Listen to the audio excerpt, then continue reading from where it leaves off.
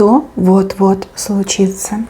Что хотят сказать вам свыше? Что вот-вот случится с вами? Что вот-вот случится в вашей жизни? Ох, два человека вместе на одном острове, спина к спине.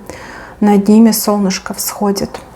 Это личное счастье. У кого-то долгожданная встреча, примирение, объединение, а у кого-то долгожданное судьбоносное знакомство.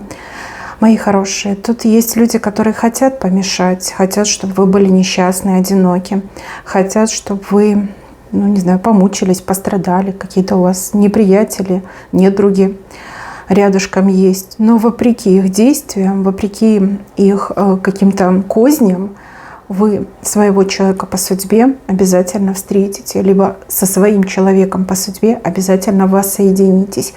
И на этом острове вы будете вдвоем, между вами абсолютное доверие, всходит солнце.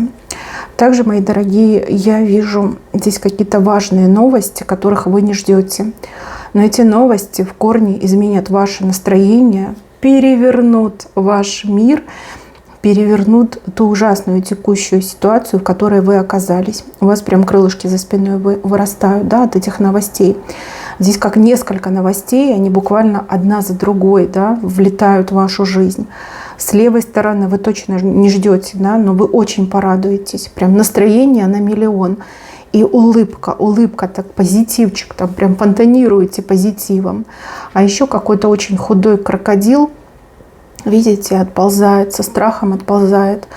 Крокодилами обычно показывают достаточно агрессивных и достаточно опасных людей. И смотрите, между этим крокодилом и вами как будто бы ангел стал. Как будто бы ангел вот так вот ручкой взял и пасть крокодилу закрыл. Да? Крокодил испугался и уползает подальше от вас. Возможно, какой-то плохой человек решил вам навредить. Но ангел-хранитель вмешается, и беды не случится. Да будет так, воистину так и будет.